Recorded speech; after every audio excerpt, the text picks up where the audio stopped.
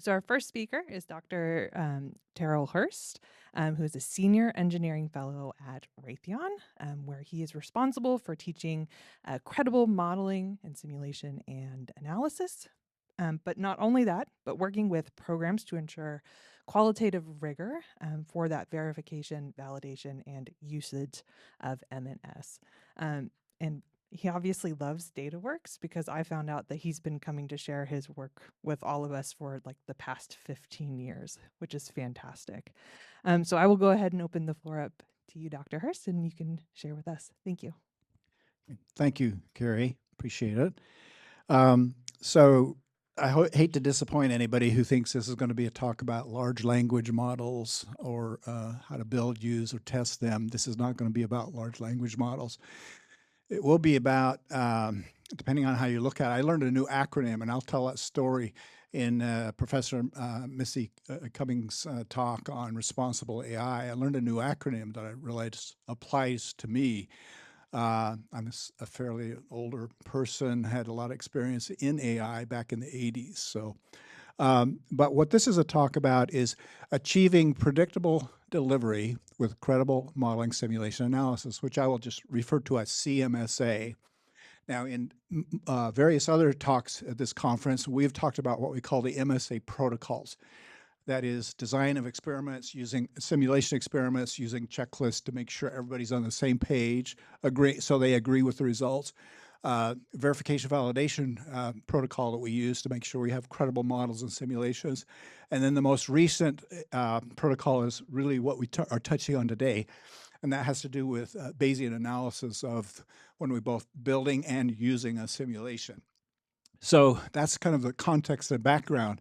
Now, in 1971, David Packard, the co-founder of Hewlett-Packard, was asked to become the first undersecretary of defense acquisition in the Department of Defense. And there's still, in the Department of Defense acquisition and sustainment, there's a David Packard Award. And so Packard was my first employer. For 27 years, I was at HP. But in a speech that he gave in 1972, the focus was on reliability. And I sketched this closed loop feedback circuit, which you're going to see a lot of closed loop feedback pictures in my presentation. And Packard spoke a year after he came to DoD at a reliability conference where he said, build it, test it, and fix the things that go wrong. Repeat the process until the desired reliability is achieved. It is a feedback process, and there is no other way. And so we're sitting here at test folks. I think that we should resonate with his words on the importance of a closed-loop system to feedback information on the, particularly when it comes to simulation-based acquisition. Well, 26 years after Packard issued his 8 rules for acquisition in the DoD, the Director of Operational Test Evaluation published a thing called STEP, the scientific or simulation, test, and evaluation guidelines STEP. So we see another closed loop figure here, a diagram, where simulation is sitting right alongside test, and then the data is blended between those two to do the analysis and the evaluation.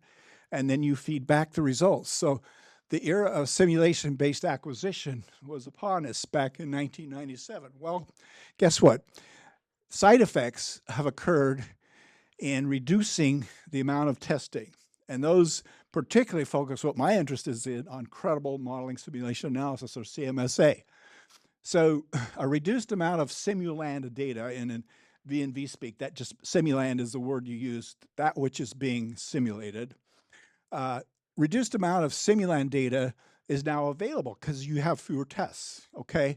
So validating, much less calibrating a simulation or for either products or for processes is a challenge. That then gives rise to difficulty arising that assuring that the modeling sim that is being used for its intended use is credible, because you have such a reduced number of tests that you can throw against your simulation and see, well, how is it doing? So then that leads to another risk because we're asked to go fast, digitally engineer, model-based systems engineer, to misusing M&S to satisfy those directives that we get to do digital engineering or model-based systems engineering. Well, it's in Cameo, it must be good, right? Not necessarily. So the credibility issue persists. And so how do we think about the risk associated with the lack of that CMSA? That's kind of what we're talking about today. Now, back in 2014 at this conference, it was called CASD back then, 11 years ago, Conference on Applied Statistics in Defense. We introduced an application of Bayesian networks. And in that case, we were building what we call requirements flow models between different aspects. In this case, we have a generic kill chain model that we still use today in teaching our class on Bayesian networks at Raytheon.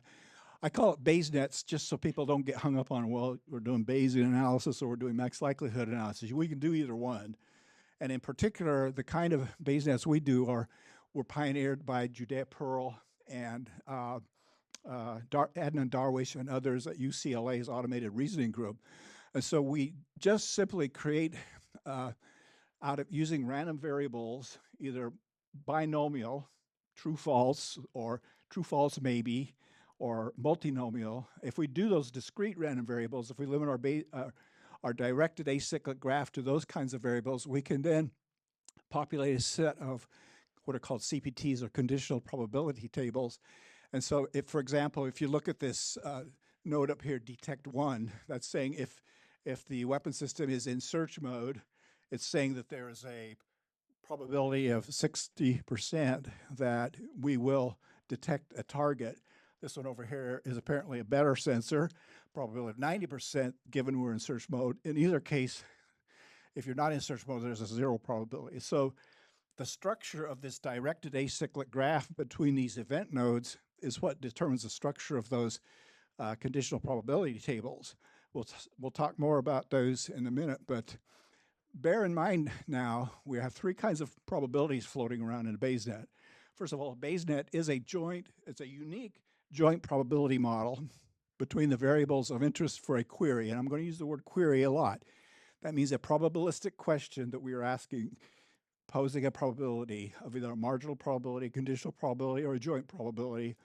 And then this population of CPT entries that we have here. So we've been building these and successfully using them for over a decade now, since we presented this paper in 2014 with great effectiveness, and it's really helped us communicate in terms of performance requirements, compliance with our systems. But now we've branched out, and that's what the topic of today is. It's about using that same kind of subject matter judgment plus whatever data we're getting out of modeling a sim and tests to build and analyze what we're calling predictability BayesNets.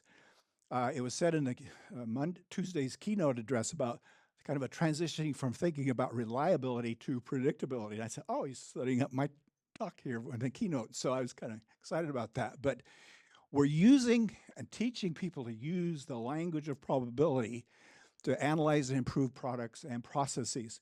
And I don't mean just by that the statisticians or the data scientists using the language of probability.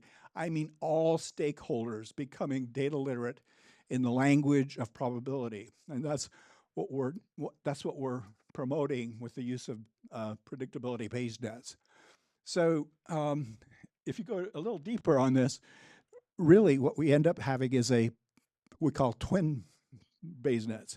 The one on the left, think of that, you have the same DAG, that directed acyclic graph, and the one on the left can be populated by SME estimates of conditional probabilities in those CPTs. As you execute a design, that build, test, fix cycle, you get data. And then when you get data, you can populate the CPTs on the right with maximum likelihood estimates of those conditional probabilities. So these things work, again, another closed loop here when we do margin and sensitivity analysis across this BayesNet. And so using credible modeling simulation best practices, CMSA, that were developed by the DoD, the V&V community. We're now extending predictability basedness beyond just having it just performance related issues and queries, but also cost and factory throughput predictions as well. So I hope this kind of refresher on what is a BaseNet kind of gets you up to speed on, I don't know how much you've all used BaseNets here, but we use them a lot at Raytheon now. Now I'm going to move to this is a totally notional, highly simplistic top level of the enterprise BaseNet. It would be for answering queries that are way above my pay grade. Okay, so like the chief engineer, deputy of execution chief engineer would be asking questions, or his counterpart, a PEO within the DoD, would be asking these kind of questions. So we have a BaseNet here. Now, these can become frighteningly eye-charty or, whoa, scary to people when they see these networks. So to calm people down a little bit, I decided in this example, since the General Accountability Office says that cost and schedule are highly correlated in terms of overruns, I did not put schedule in here, but it could be in here. Now, the point is, I mentioned Pearl and the UCLA folks before. We have tools such as Kevin Murphy's MATLAB BaseNet Toolbox or UCLA's SAM-I-AM BaseNet tool that we can use. So there's no need for people to worry about the size of a BaseNet. They can get much larger than this, but it all depends on that query what's the question that you are collectively trying to answer? And I'm going to give some lower level examples that we've actually used. This is just a notional one. Like I said, it's high above my pay grade, but let's say our query is, what is the marginal probability of successful product delivery? And I define product delivery as the conjunction of meeting the cost goal, of meeting the throughput goal, and meeting the design performance level. And so we see in here, we see that's this node here, and if I can put this laser pointer on for the Zoom folks, maybe there it is. Okay.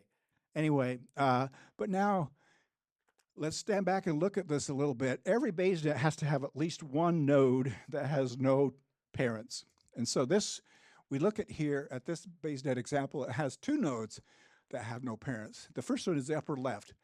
Is the mission a stable mission? And yes or no. Remember, these are binomial questions. I see smiles. Well, how do you define stable mission? Well, that is a very, very important, good question. It is the right question to be asking.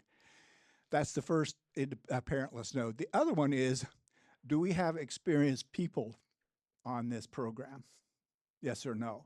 What do we mean by experienced? Well, that's another thing. We better be collecting data. We always are told we're swimming in data and data, but do we have the right data to answer a particular query? In this case, the question is, what is the marginal probability of successful product delivery defined by that capital D there? So the point is to focus on the data needed to answer that query and maybe let the other data go off to the side a little bit. Now, between those parentless nodes and the delivered node, we have a network here that includes things like technology stretch. Do we have to get a big upping in TRL, technology readiness level? Well, obviously that depends on whether or not the mission is stable. We often see people say, well, can we go this fast? Can we go this far? Can we go this high? Well, let's go faster. Let's go higher. Let's go. So if that's not a stable situation, but it may drive whether or not you have to stretch existing technology. And then we have these nodes that are capital W's, workflows. Workflows have to be created, defined, and followed.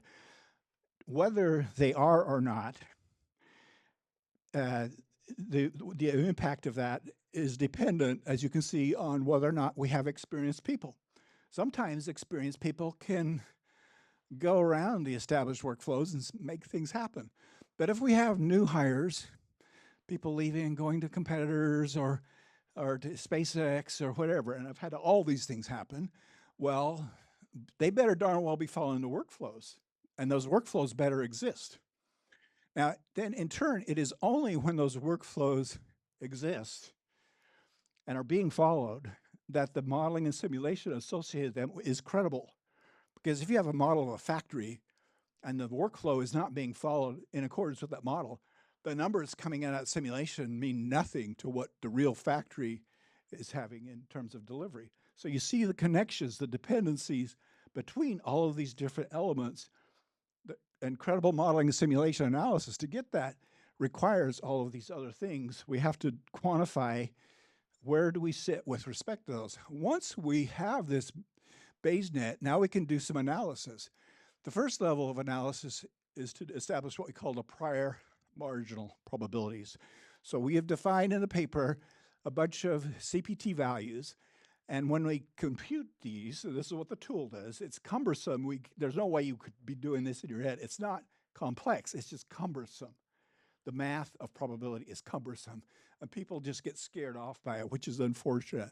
But we have tools to overcome that cumbersomeness. And so the idea is, with these prior marginal probabilities, we see the probability of delivery, first of all, is 35%. Now, this is not representing Raytheon. People, depending on who I talk to, they say that's way high, or than it is in reality. Other people say that's way lower than I want to tell my boss that it's going to be. So you choose where you are on that. But again, it's just notional data, no reflection on my employer.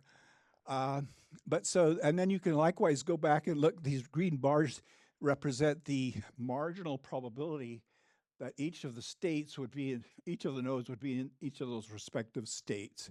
So this is before any evidence is applied to this model. Now, let's do a couple of cases. Let's do what we call the happy path, okay?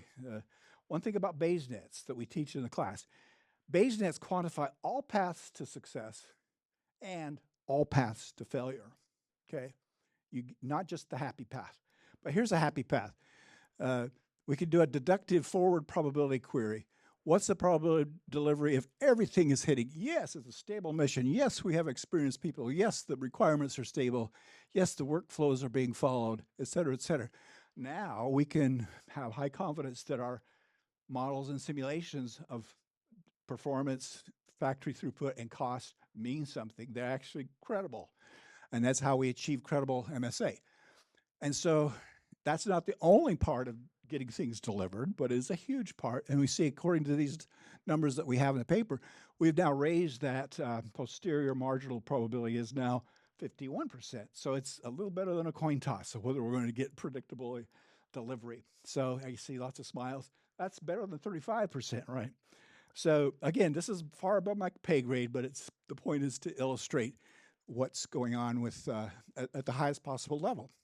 Now, 2 slides ago, I showed these prior marginal probabilities. I repeated on the left. On the right, I said, okay, guess what? We messed up for whatever reason. Supply chain was not there. The people were not there. The experienced people were not there. Whatever the reason was, we did not get the throughput that was asked for by the customer. If you look carefully, and I don't have time to go through them, but you could compare node to node how an individual piece of evidence propagates through the entire network. And it now updates the posterior marginal probabilities of being in each one of these states. That is a very, very cool thing, because rather than having individuals in their local silo with their local agendas, their local point estimate or Bayesian arguments, we are now having people look at a unified probability model, and this enables transparent collective inference across the entire network, not just some localized part of the acquisition process. So that's just a quick look at what we can do with these BayesNets. Now, we have gained experience in the last decade or so with BayesNets at different layers of this onion we peel back called the enterprise. I was showing a totally notional one at the enterprise level. Think of an enterprise simply as a population of programs. We are of acquisition programs. The next level down would be a program. think of a program as a population of operations, designing, supply chain, uh, manufacturing, all of these things. Each of these are operations. And then think of an operation as a population of stations at which people do their work. And then think of a station as a population of units that are being built up in order for us to create what it is we get paid to ship, okay? So we have, in the last decade or so, built deeper level base nets. The first one that comes to my memory that we built that was very successful, we had an intermittently failing component on a weapon system. At near the low temperature of operation temperature spec, that had a component intermittently fail with respect to a sensor. And so people were worried, do we have to do a very expensive factory recall? Yes or no? Well, to answer that question, they said, let's build a base. They brought me in and said, let's build a base net. Let's figure out what design of experiment should we do, what tear down, what diagnostic, what stress testing, what this, that. People in their head intuitively thought it was a very low probability there would be a mission failure because this was an intermittent failure, but once the component warmed up, there was no issue. But nobody was willing to sign a waiver to do this, that they would not have a mission failure. But by the time we went through this exercise of building this base net together, everyone was confident there is not going to be a mission failure because of this, what's in installed base. We will work with the vendor from this point forward, but there's no reason to incur the warranty replacement cost on this thing. So that was a really, really cool thing where we saved the company a lot of money with a base net. More recently, we've been talking about when we have tests, as you build up things, you have sub-assemblies that are tested, they pass, then you put them into a next level higher assembly, they fail. Well, that's not supposed to happen, right? Well, it does.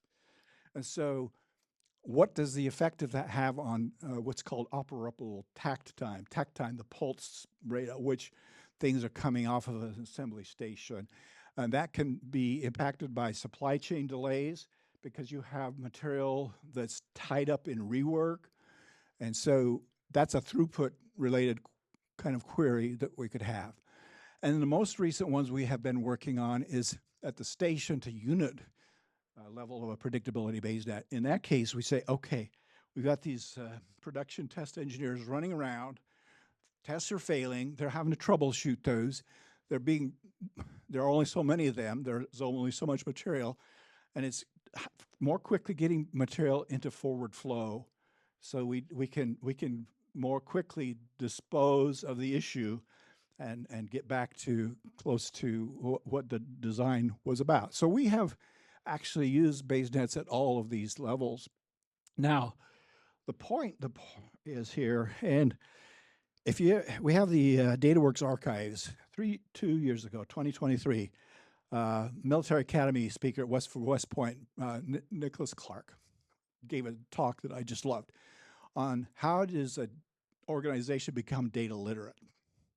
What he said is, you can't just hire a bunch of high-paid data scientists or statisticians, for that matter, to come in and suddenly you have a data literate organization. He said everybody has to be held to account, from the highest level executive down to the lowest level operator, about being fluent and data literate. And I think I'm seeing some positive hallelujah nods here. Your job is a lot easier if you're working with data literate clients, right? And so the way that we're saying that you have to become collectively fluent in data literacy is to be using the language of probability correctly. Know the difference between a conditional probability and a marginal probability and a joint probability. There aren't that many rules, Bayes' rule, chain rule, law of total probability. Master those, and that'll get the CEO a long ways. He's not going to have people say, yeah, I got people to do that. No, you hold everyone to account for being data literate by knowing and using the language of probability. So a current challenge that we're facing is achieving in CMA is to expand the use of best practice DoD VV&A recommended practices, not just for all up round performance assessment, but for cost modeling and for factory throughput modeling. That's a current thing that we're working on. So in conclusion, Here's the problem: when people at different levels of an enterprise communicate regarding technical product or process details, ambiguity often arises, especially when decisions are gray.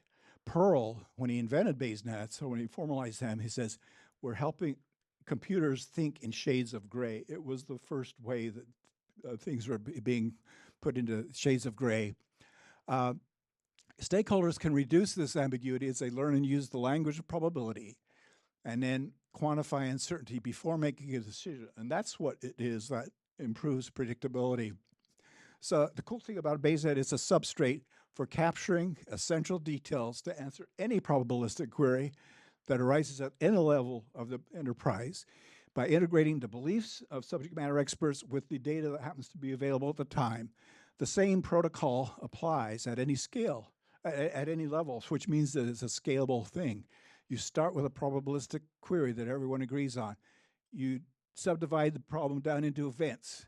You build a causal directed acyclic graph between them, and you carefully define the node states so that you can count events and make estimates. And then you can start doing those computations like I demonstrated. That result is you're minimizing the delay in transparently is a big important word here, closing the loop. And so we could see then which data will or will not reduce the uncertainty in delivery for our acquisition. And we found that people build and use BaseNets together, that gets easier with practice. And then making the right decision at the right time becomes more likely. So thank you for your attention.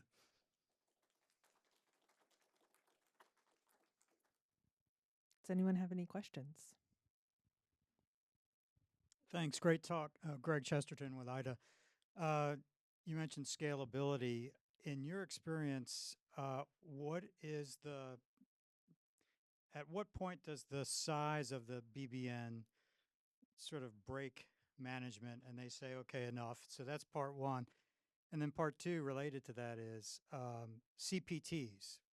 How complex have you found those can be before people just can't help you put numbers in those? Those are both great questions. Thank you. To that first one, this is relatively new at the levels I'm talking about with that notional one, and people were saying, oh, that hurts my eyes right there on the boundary, but we try to convince people they can go further than that. We have gone further than that. In some cases, maybe a couple of dozen nodes or higher nodes. But what we also find is that you can usually decompose queries and do a BaseNet at a different level or in a different context. So you don't have to get these huge lots of nodes with lots of connections. With regard to the CPTs, that's an interesting in its own right. The problem is if you're trying to make good estimates, if you have limited data and you start peanut butter spreading across too much bread, the data, and so usually simpler is better. We start with like two-state CPTs, and usually we try to build our BaseNet so that and decompose the system so that we have maybe 3, 4, maybe 5 parent nodes. That is kind of the level. Now, we can go bigger than that if you have data to support that. The math still works, but it's more the interpretation. I think that's more what you're getting at, is people accepting and understanding and acting on what we're doing. Does that answer?